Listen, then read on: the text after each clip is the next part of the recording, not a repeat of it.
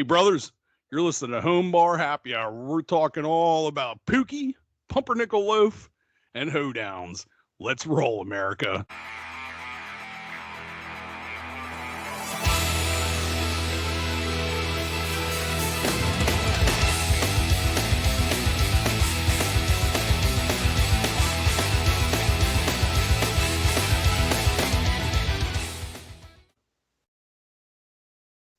All right, let's roll indeed. How you doing today, Mike? I'm doing fantastic, Joe. I went and hit 9 this morning. Oh, nice. Where'd you play at? This is golf course right down the road from me. What'd you shoot? That's the bigger question. Deer Valley. Deer Valley. Dude, this is like the first time I went out for the seats. Actually, I only went out once last year, and I go out. It's just to go out and, being outside for once. Like this is my first, the first time hitting the sticks this year. So it's good to get out there and, it's like a warm up session. So I was just out there just relaxing and dude, there was nobody out there out there on the course. And I was like, oh, thank God. But yeah, man, it was a good time this morning. It's definitely been nice getting out. This Sunday was like the best day. I spent the whole day pretty much outside, got a little sunburnt, but that's all right. I saw that you put out your lawn furniture and stuff, didn't you? Yeah, me and the dog chilled outside. I watched what I watched. That's My Boy and Step Brothers out on the back deck. Good time. Nice. Yeah, love those flicks. Oh man. But hey, what else did you get into this weekend, Mike? Heard you had a little bit of a adventure. Yes, we had quite the adventure. My best friend, who's getting married in Cancun. He's also a fellow captain of the Seven Seas. He helped me get my boat. Okay. Him and his fiance had their wedding shower this weekend. So I went down there Friday to help them out because they needed help. And I allowed the guy to move his boat, take it over to the decal place, hit Costco up, which we're going to get into later because that's just another story that's hilarious. But yeah, just picking up a lot of drinks and then moving all this stuff from there to the venue in one shot. And then we got everything done early. So we were waiting on her and her mother-in-law to come over to the venue to start setting up whatever they needed. So we're like, well, let's go get a bite to eat. So we went over to the bar, went to Skipjack's Crab Shack. Skipjack's. Let me tell you something. Yes, that place is really nice. If you follow us on TikTok, that's what we're doing. We're going to be posting on the story all the bars that Joe and I go to. So you'll get to see like all these different bars from around of America, wherever we go, every bar that we go to, it's always going to be posted on there. So I got that one put on there and man, we got ourselves lubed up, popping tops. Yes, I did break my diet this weekend, but it's only for the beer. And the only thing I had to eat all day Friday was 12 wings. So, and man, probably like 17 beers, 17 Miller Lights, and some water too, because we had to go back to the venue, set up tables, chairs, tablecloths, all that jazz.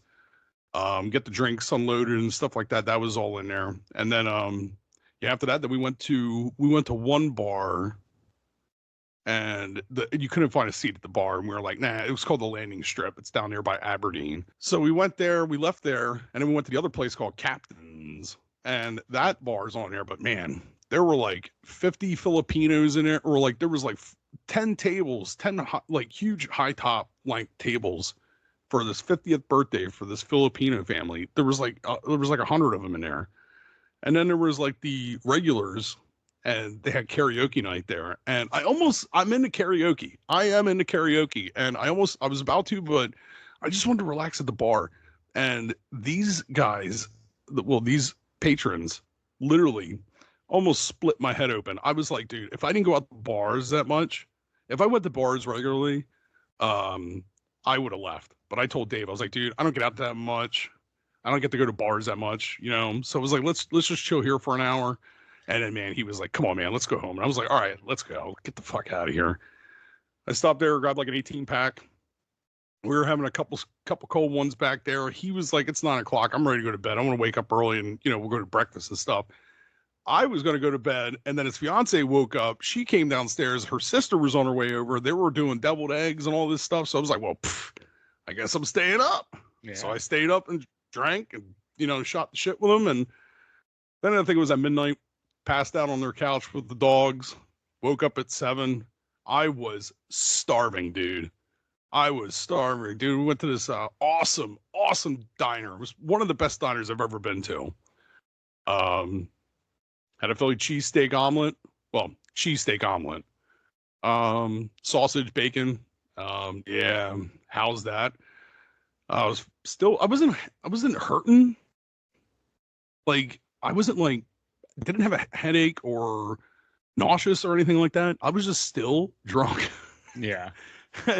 So it's like, I came back, we showered, changed, and then went back to the venue, made sure like all the stuff was ready and stuff like that. So it was like, all right, well, let's go take my truck back. That way we don't have to worry about driving, and then we could just get an Uber. So that's what we did. So when we were waiting for the Uber, we started 10 o'clock. Just popping them up. Have a couple cold ones there, Haas. Oh, and man. yeah, we started there like 10 o'clock, and I was like, dude, I'm day drinking, man. I plan on being in bed at like around like 9 o'clock. Yeah. Like that's what I was planning. I wake up. Well, I kind of woke up at 8 the next morning. Well, we were out. I couldn't believe it. Like, we were out late, and I was pushing my limits too, man, because I was getting tired. Yeah. And but hey, man, still got to bed at like 9, 10 o'clock, I think, and it was a great time. It was really cool. I got to meet the whole family and stuff like that. They asked me if I'm ready for Cancun. I was like, I guess, man. I haven't put too much thought into it because it's like Christmas for me, man. But if I don't think about it, like, it's going to come sooner. Yeah, for sure. And then when you build stuff up like that, you get all depressed when it's over. Yeah, definitely. Before we get too far away from it, Mike, I got to ask you a question. What's your go-to karaoke joint? What do you sing when you're put on the spot for karaoke? What's your go-to song? Oh, easily Meatloaf. I'll do anything for love. Yeah, just up there belting it out. Yep, dude, I don't even need the lyrics or anything. I have it memorized. You just let the crowd go wild, huh? I've been singing that song since 2004, 2005, nice. Something like that. Yeah. Nice. I love it. That's definitely a good go-to karaoke song. There's some other ones too. Do a little bit of country. I have like that deep voice for country. Yeah. I could do, I don't know. I could do some Johnny Cash, maybe a little bit of Elvis. Oh, a little Elvis up there. Yeah, it's like the deep voice in me. So yeah, throw the Elvis pelvis in. What about you? Yeah, get that, man. Get that pelvis off there. He's an indecent human being. He needs to be arrested. If I ever do karaoke, I usually try to do a rap song. I did Gold Digger by Kanye was my go-to for a long time. I have to obviously edit out all the N-words. That word shows up a lot in that song. Yeah. So you have to be a little careful when you jump on stage with that. But I like some Beastie Boys every now and then too, throw one of those on. That's a little tougher though, because you got to do 3 parts at the same time. Yeah, that one's tough to. I mean, now it wasn't for karaoke, but we've all like me, you, and the rest of the veteran guys, like when we go out, and when No Sleep Till Brooklyn shows up. Oh yeah, man, we go nuts. Yeah, that's a good one to throw on. Yeah, for sure. It's like, I think that's their best one in my opinion. Yeah, I don't know if I wouldn't say it's their best, but it's definitely up there for me. I like it a lot. Yeah, Beasties can kind of do it wrong. Yeah, I like it a lot. Like it a lot. So, what else I did this weekend, Mike? I think you did as well. I went and saw. Go on. Went and saw Civil War. Did you get to? Yes. What do you think? Go ahead and talk. I have a little. Sorry, I'm trying to get used to this because we're going to start doing. We call this Pop Tops review. Pop Tops movie review. Okay. And if you would just keep talking about it, Joe. Sure. Or where is it at here? Favorites. I got something good. Okay. As long as it loads. So I really enjoyed it. This is the 4th flick from Alex Garland, who did Ex Machina, Annihilation, Men. This isn't my favorite of his films. I really liked Ex Machina. that's probably up there as my favorite of his. This was definitely like a bigger budget flick. This is the biggest budget that A24 has ever produced for a film, and you can definitely see it. The cinematography is super cool. The sound design is incredible. I'd be really surprised if this didn't at least get nominated for best sound. Especially if you get the chance to see it in like a big theater. It's playing in IMAX, which is nuts. And that Atmos mix on it is really good. But it's definitely a film more about journalism than it is a film about an American Civil War. The American Civil War is really just kind of the backdrop to the film. And I thought that was really cool and really interesting. Kind of showing it through a journalism eye. Journalism's like really weird right now. And I'm not just talking like, mainstream cable news and, also like newspapers and the New York Times, the LA Times, it's just kind of a dying medium in many ways. And war reporting is such a expensive, piece of journalism that is really hard for, smaller newspapers that used to be able to actually send correspondence into war zones and stuff. They just like can't do that anymore. But it being kind of viewed through that lens, I thought was a really interesting way to do it. The movie was it was pretty apolitical in many ways. There's certainly politics that could be kind of seen between the line, but shot as a war movie, if you think about like, any war movie, a Platoon or Full Metal Jacket or whatever, there's never like this big exposition of what's going on, in the war. You're just kind of expected to know. And that's kind of the same thing with this movie. Obviously, it's a fictitious war. And they leave little breadcrumbs about what you should be, kind of what you should know going in. But it's really more of a story about people that risk their lives and put their lives on the line to report on certain events going on in the world. And yes, and I think it's also a little critical of those people too, which I think is fair in many regards, right? Like sometimes the people that are doing this and putting themselves in harm's way to get the story are doing it for their ego or doing it for the thrill of the rush. And it's, an important medium. It's a dying medium. Journalism is really important, but that doesn't mean everyone's a hero. So I really liked it. I thought it was interesting. The last 20 minutes of that flick are just really cool too. It's one of the best like battle scenes I've seen shot on film. Yes, the battle of Washington D.C. Yeah, them going into the White House stuff was very cool. Yes, but yeah, we're trying to bring a little bit of sound bites in here into the show. So yes, so this is what I was looking for, and I totally forgot that I was planning on doing this. Poppin' Top's movie review. All right.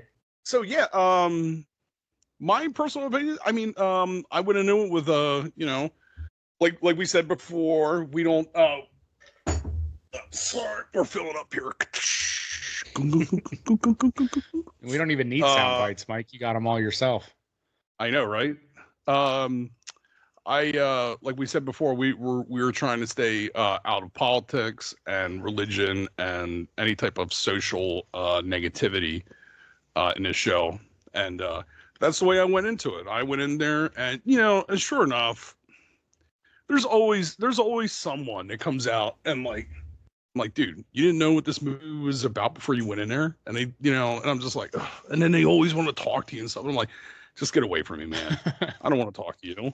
I was just like, in general, man, I just don't want to talk. I'm like, and excuse me, but yes, I didn't think it was powerful. Like it wasn't anything that like shocked me.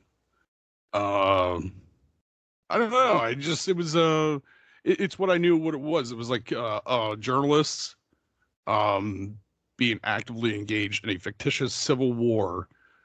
And the scenario is fictitious. That like that scenario would never happen. But we're not going to go down that road because we're sticking to the movie.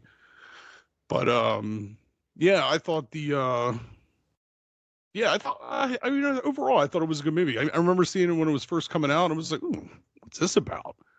And then I looked at it, I was like, oh, I think it might be something.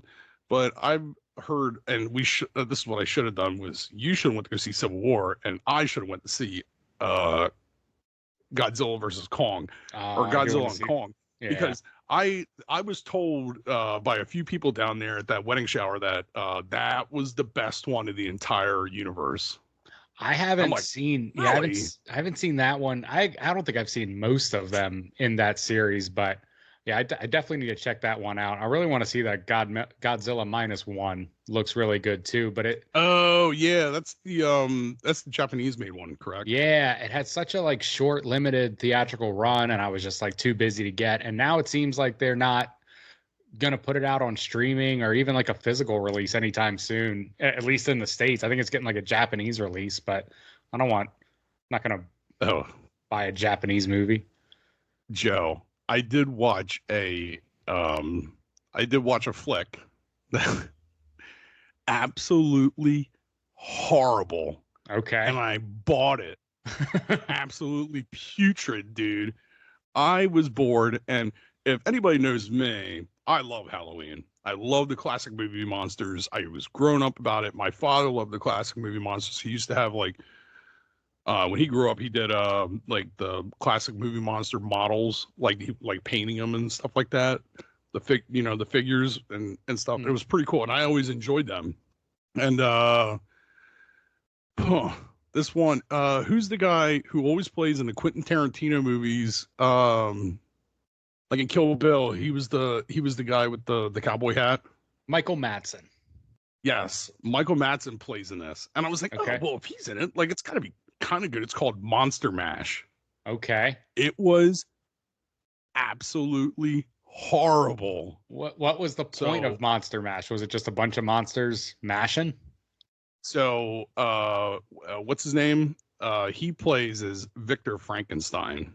Okay. And he has the monster as he's treating him like a dog, basically, to go out and do his errands, almost like Igor in a way. Sure. Okay. And so he's going around and collecting a little bit of each monster to create his own, because he's dying and he wants to transfer his soul or his conscience over to this creation that he's making. That way he would live forever. So he's got a little bit of he's trying to get Dracula holds the actual thing. So he steals, and it starts off, he steals Dracula's daughter, brings and locks her and has her locked up. She's starting to like befriend the monster, Frankenstein's monster. And he's just a gigantic, he's the monster. He's an abomination. Okay. Excuse me. So then he goes over and then he steals the mummy's heart. So the mummy's heart makes the mummy last forever, apparently. Then, so Dracula finds out that his daughter's gone. So he's trying to figure out who the hell took her. And it's just, the acting was so bad. The storyline was so bad. Everything about it was so bad. Yeah. I'm like, I can't believe I'm watching this. Dude, they're in Frankenstein's lab, and he had like military tough boxes in there. I was like, wait a minute, isn't this back in like the 1600s or some shit? Oh, it wasn't like present day? It took place like back then? Yes, it was, classic movie monsters. And then the Wolfman, like you barely, I mean, he was back and forth, and then like they had him going through Frankenstein's castle. Oh, the Invisible Man was in there. He was supposed to steal his skin, so he like cut his skin off. And then like the Wolfman, they were trying to like, they took his body parts, and then he just grows them back like a lizard. Yeah, but that sounds like quite. It's something. It's something for Halloween where nobody's paying attention to it. You play it, everybody's drinking at Halloween. Right. And just, you know what I mean? It's not really graphic. It's just cheesy. Okay. Maybe I'll check it out. You said it's not on it. You had to buy it, right? I'm telling you right now, I'm not watching it until Halloween. Okay. That's the only time. Fair enough. You have to buy. It's on, it's out. Like on, what did I have it on? Xbox, Microsoft movies. Okay. Cool. But, so speaking of horrors, man. Yeah. What were you going to say? I think you were going to jump into it, right? You said, speaking of horrors, I was going to ask you about your Costco trip. Yeah, dude. That popped into my mind. I was like, Costco Rage. I have never seen a place besides major highways and road rage where a large gathering of people just absolutely hate each other. They're either, you got like two spectrums of people. Well, I mean three. You got like people like me and you who show up and like we just want to get our stuff, and then you got like the people who are just oblivious to the surroundings, and they just like, they'll just like walk like a snail in the middle of the aisle instead of understanding that it's like a road. Like there's so many people in there. Yeah. And yeah. And then you have like the people who are just like insane.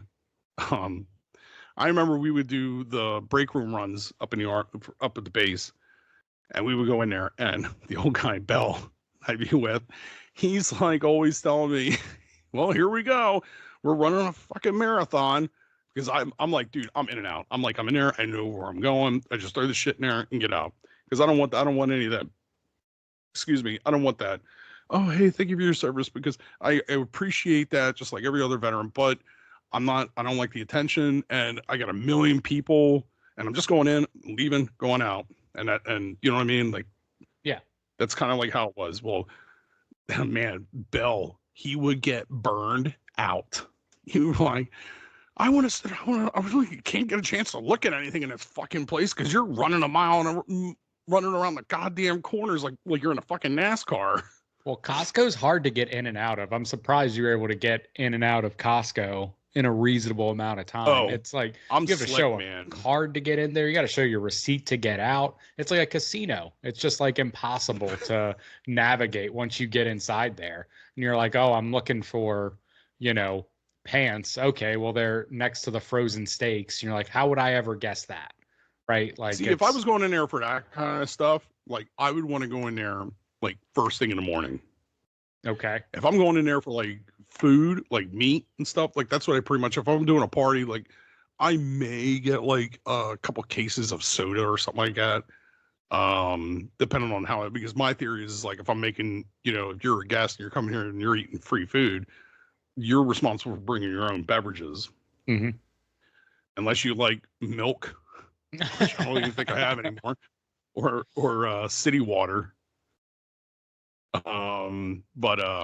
Yeah. So, dude, I was like, what was that? So that one time, him and I, when we were in uniform, we were coming there, and this African American female, she was probably in her 50s, was illegally parked in a handicap spot. Right in front, and this dude absolutely went berserk, and I'm just like, well, now you want, and he dropped the word that he shouldn't have, and he didn't even drop it, he screamed it. Yeah. And he said some language, and I'm just like, whoa. And then I'm like, and then it was like a dinner and a show. I'm like, what? And then there was another time where excuse me, yes, it was this past Friday. And like, my buddy David and I were leaving Costco, but we had like all the drinks we're pushing it on the flatbed up to my truck, and all the drinks and stuff that we got for there. And then this dude is backing out. Wow, there's another car coming through the aisle, and like, he's like the guy that's driving in the aisle, like he just starts blowing his horn. And I'm like the guy backing out can see you. Like, let him come out. I don't understand what the big deal is. Where's everybody going? Is there a hot date somewhere? Yeah. Like, and then like the dude kept on backing out, and then he was like trying to get around him, and I'm like, dude, just stop, man. Just stop. You were coming to Costco. You knew what you were in for. Where are you going that you're in that much of a hurry? So the dude ended up, just casually driving away. And dude came up right next to us. He started flipping the fuck out. He rolled his window down. He's like, you see that bullshit? Can you understand that? If I was in my fucking truck, I'd get my goddamn gun out. And I'm like, oh, Jesus Christ, it's a real fucking bloodbath here in Costco. Well, yeah, it's the last guess thing that's like need. It's when they are. Yeah. I'm like, unreal, man. I'm like, yeah. And dude, it's like that. not even just there. I mean, I guess I don't know. All I know is that I run into some issues, not like those two, but at Sam's Club and at Walmart. I remember it was me and a buddy. We used to, like, on Christmas Eve, we get together down here at this Walmart next to me. Back in the day when when I got back from Iraq, and we would just sit there in the parking lot on Christmas Eve and watch everybody going nuts over, like, rushing in there, getting shit, and we just sit there with a 12-pack of beer and just watch them all, like, just sit on the hood of the car and just watch them all, just like ramming each other's carts, watching people, barrel into each other with their cars, people stealing shit. Well, those were the days before Amazon, right? Before you could get your whole Christmas just delivered to your front doorstep. No, dude, it's still like that over there. Yeah. Yeah, dude. And I'm sure we're not the only ones around the country. I'm sure you're down there. That's why they got to put up those mobile police cameras to record the parking lots. Yeah, definitely need that. Yeah, pull people in when they're acting the fool. Joe, man, I think, man, society's going down the hole, man. Because people are just like, people just need to chill, man. Maybe some people, maybe they need to legalize the green, man. Hey, man, they should, man. Get it legalized. Get it legalized. Out, man. Tax it and let everyone get a little more chill. That's what I'm about. I think it's because they all have, like, their hands in the cartel and stuff. So everybody's getting a piece of the pie with the American people. I don't know all the ins and outs of it. A few states have legalized it, and some of the states have done a decent job, and other, like New York, man, I don't know if you've been to New York City, like, here recently. Here's a fun statistic for you. It is legal to buy and sell marijuana in New York City. Inside New York City, in the 5 boroughs, there are 90 legal registered cannabis shops and about 3,000 illegal cannabis shops that are just selling weed, that do not have a license, do not have the wherewithal to do so.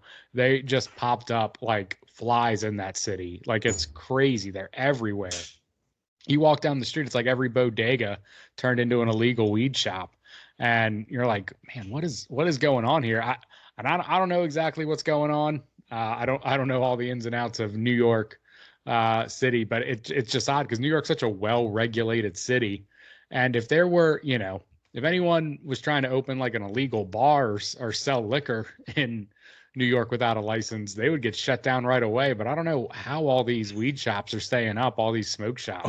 Or nuts, if you had a, or if you were using, what was it, the charcoal pizza ovens. Is that you're not allowed to do that was the thing for all the Italian places, all the Italian pizza places were going up. That's what that one guy came up to the city hall and he started chucking pizza over there. He's like, give us freedom or give us pizza or give us death or some shit. Yeah. It's a really weird thing going on in New York City right now. And whoever's going to figure it out is clearly smarter than me, but I think it should certainly be legalized, and I think you can make a lot of tax revenue off of it, and maybe lower our taxes. Who knows? Get that money from the potheads. Yeah. Okay. Yeah. Okay. Maybe lower our taxes. Okay. That's another fucking dream. I'm just creating the perfect world here, Mike. Yeah, I know. Well, I think. We'll see. Hopefully, we our visions of a utopia where everybody's nice and everything. Yeah, I'm sure that. Dude. Is it me or is it like after COVID, like people just got so fucking toxic? COVID was weird. Played with people. That was like the other thing I wanted to add to my dating. Like I feel like we ran short because, and plus I didn't want to come off as like, oh, whatever, man. No, I mean, like, I feel like I said, like, I'm happy, and like people have gotten so toxic that you don't know who you're gonna get.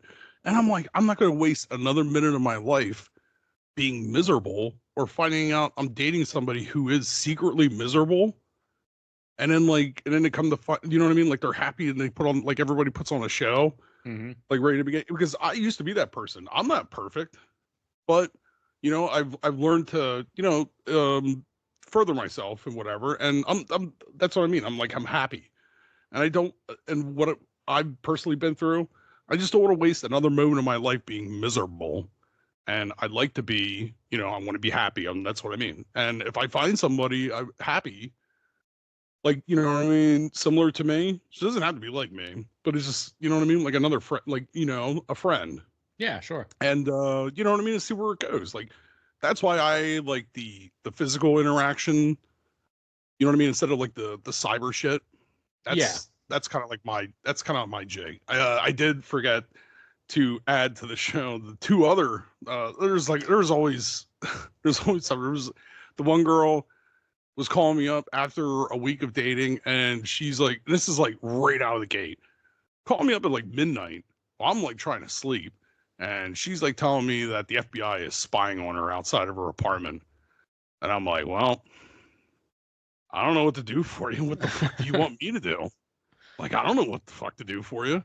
I mean, and then she was just, I'm like listening to her. I'm trying to be, intellectual or just communicating and like listening to her. And I'm like, Pookie, we're going to burn this bitch to the ground. Like, I'm just like, yo, man, I want to. And then the other girl, I thought we were dating her for like a month, and I thought it was cool and like, we're still trying to get to know each other. So I was like, you know what? I was like, hey, would you like to come to my, our friend Sean, from overseas, and like he was getting married, so he had his wedding shower, and I was his best man, and I brought her to the shower. She got completely fucking annihilated. Now, mind you, this is the first time her and I have been drinking together. You know what I mean? So I'm like, when I gotta be, like, I get like, you know what I mean? I don't want to. That's not who I am. If I'm with somebody, like, I don't want to be, completely fucking annihilated. Right. You know what I mean? Because I'm going to be, looking after her and stuff like that. I mean, we're going to be drinking and stuff, but I'm not going to get completely fucking shit-faced.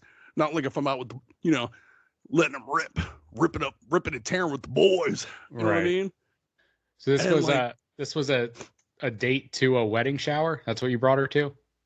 It was like probably like the fourth. Yeah, it was like the fourth date. I want to start bringing her around some of the people that, that are near and dear to me. Sure. And then, of course, the Bells were there. Okay. And they're handing out cake, and I'm like, nah, I don't want any cake. He likes chocolate cake. He likes chocolate cake. And Belle's like, what the fuck do you know what he likes? You just started fucking dating him. Shut the fuck up. And I'm like, oh my God. And then I come to find out, I'm like, where's she at? And I'm like, oh, she's in the bathroom. I'm like, what, doing what? And I come in here, she's puking her guts up. Oh no. And I'm like, so of course I'm like, well, this night's over. So yeah, I took care of her and stuff like that, and let her sleep, in my bed, put a bucket there, and I just slept out on the couch. You know what I mean? Man.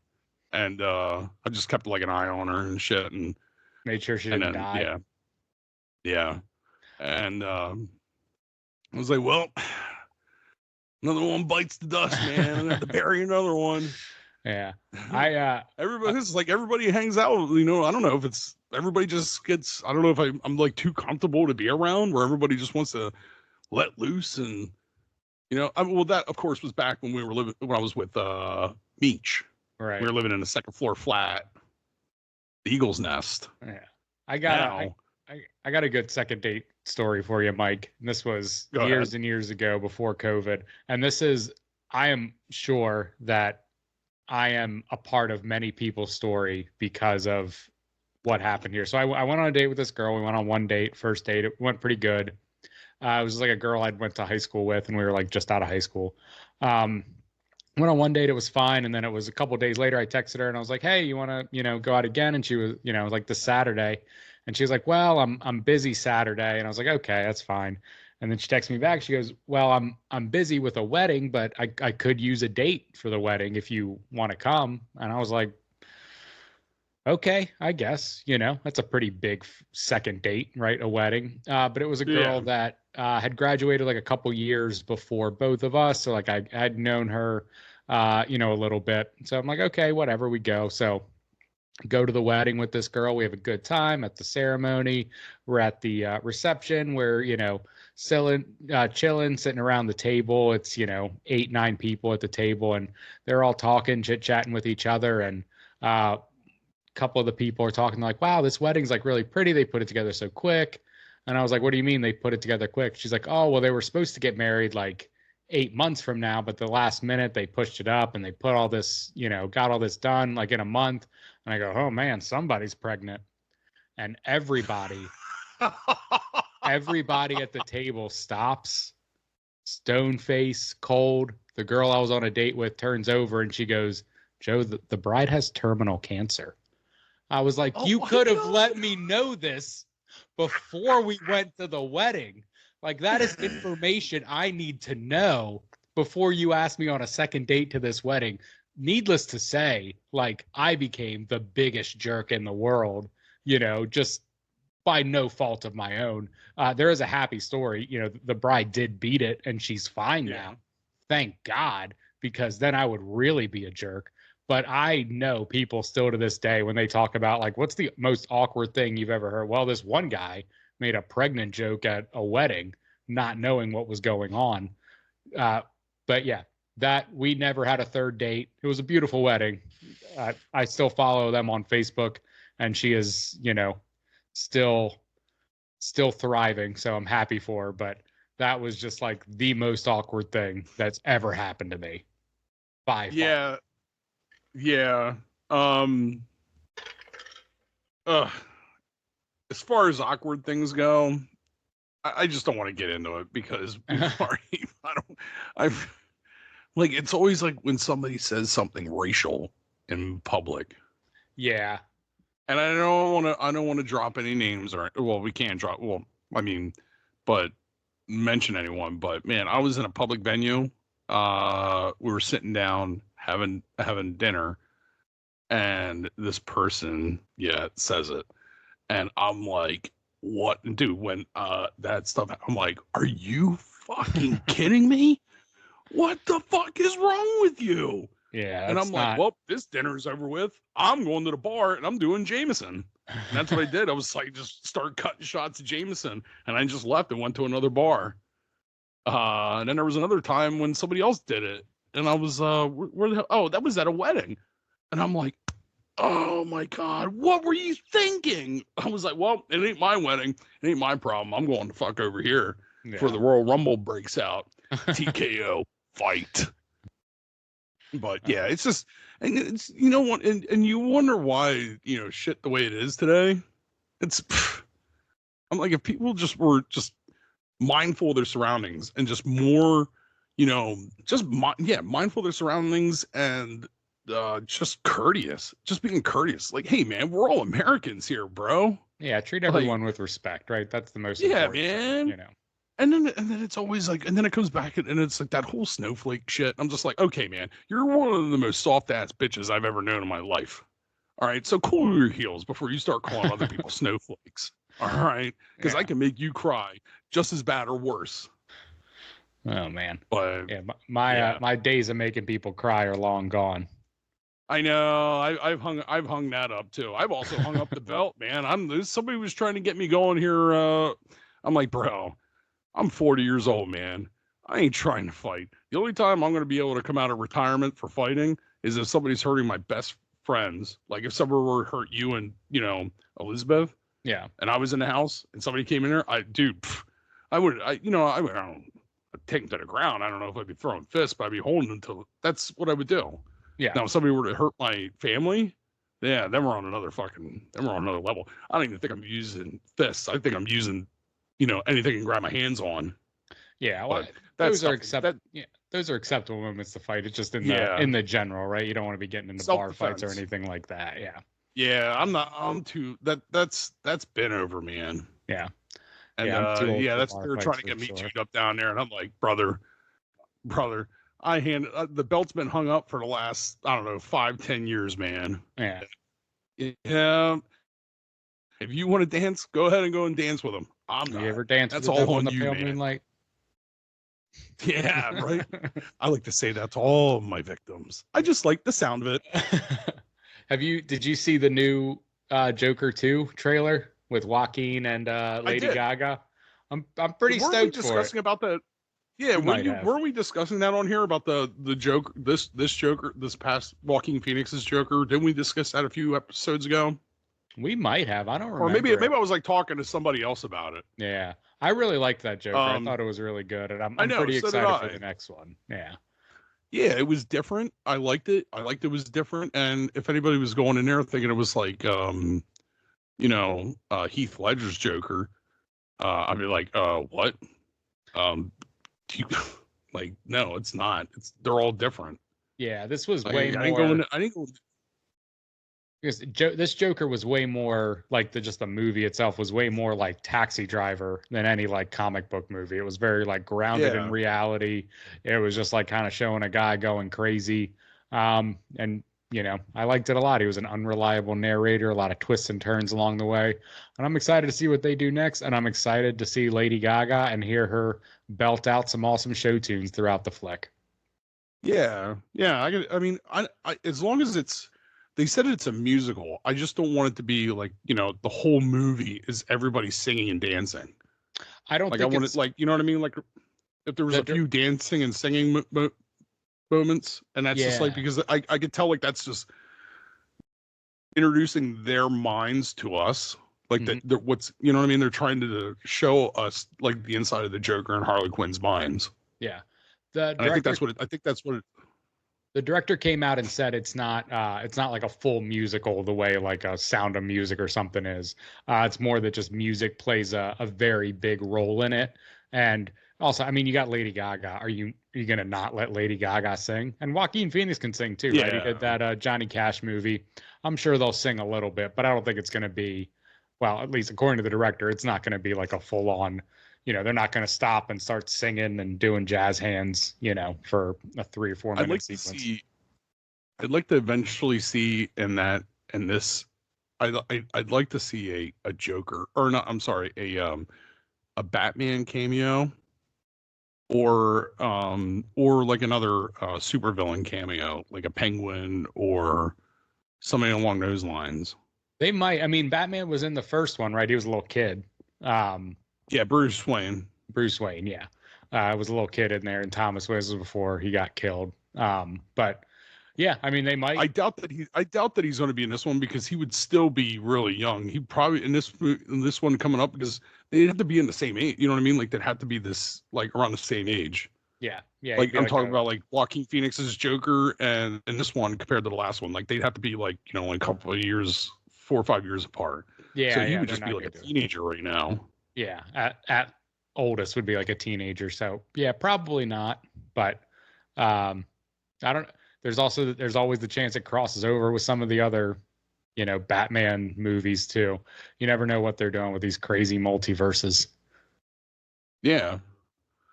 But what do you oh, we got a big weekend coming up here, Joe. So, ladies and gentlemen, Joe and I will be getting together. We're going to the Phillies game on Saturday. Yeah, man. Phillies and White Sox. How are the White Yep. Sox doing? Does anyone know? Does anyone care?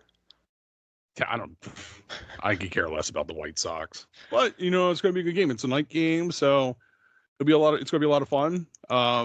Hopefully it doesn't get too chilly. I think the high is supposed to be like 66 so far Okay. I'll bring a for the jacket. day. But yeah, yes, because as soon as that sun goes down, it's probably going to drop like 10 degrees. Well, that's not what Kenny Chesney says, but I guess I'll take your word for it. Oh, speaking of which, the wedding shower was just that. I was losing my mind. So my buddy's like, "Yo, you ready to cut shots, man? I want to get so wasted this weekend." And his fiance is like, Dave, yeah, David, this ain't no backyard barbecue." And I started laughing, and then she's like, "This ain't no fucking hoedown." Oh my god, I lost my shit laughing. And those were probably like the two. That's probably something that she shouldn't have said, because I was saying it non-stop all weekend. Just I pulled was that like, "This up. ain't no fucking backyard barbecue. This ain't no goddamn hoedown." That's gonna be But yeah, the it name was of this pretty episode funny. for sure. This Hoedowns. ain't no hoedown. This ain't no hoedown. Oh man. But yeah, It was a good thing that the weather was going to settle down here because, or actually, I did check because I was about to open up my pool, man. I was like, well, shit, if it's going to be in the 70s from now on, I'm opening up this bitch. Yeah, but it's dropping back down.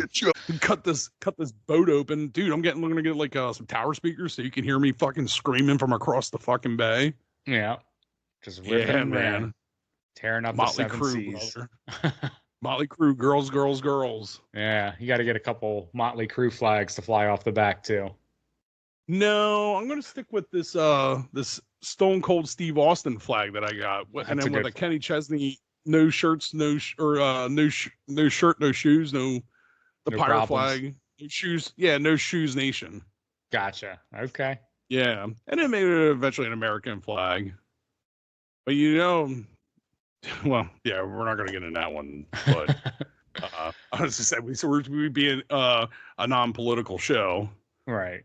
Because everybody that's got a boat, everybody that's a part of the boat club, everybody's a captain. Always flies that big DJT. I don't know. I don't spend as much time on the seas as you, but I certainly believe you. I'm incredibly shocked how many flags are out there. I'm like, I can't just show I gotta be neutral in this sight. Yeah, just fly that Stone Cold Steve Austin flag. That's as neutral as that's what I'm gonna keep it at when they see me coming over, and maybe I'll be even thinner where I could wear his that leather vest. Yeah. That I ordered from like 2 years ago. I was drunk out here in my bar, and then I went to work and came back, and there was a box. I was like, what the fuck is this? I don't remember ordering anything. Open it up, it's like a full-fledged like $150, $200 fucking leather Stone Cold Steve Austin vest. And I'm like, oh my God, Amazon got me again. Just that and the cutoffs and you're good to go. Yeah. All right. Yeah. Man. So. Well, this has been a good one, Mike. It was good talking to you, and I'm excited to see you this weekend. Glad you're able to come down. Yeah, man, we're going to have ourselves a real hoedown. Yeah, we will. All right. Hey, if you guys got any questions for us, you can hit us up on homebarhappyhour@gmail.com or hit us up at Homebar Happy Hour anywhere. The Facebook, the TikToks, the Twitters. I think there's probably some other things. Just search Homebar Happy Hour. You'll find us for sure. That's it for me. Until next time, brothers. This is Chef Gus. Hell yeah, brother. Hell yeah.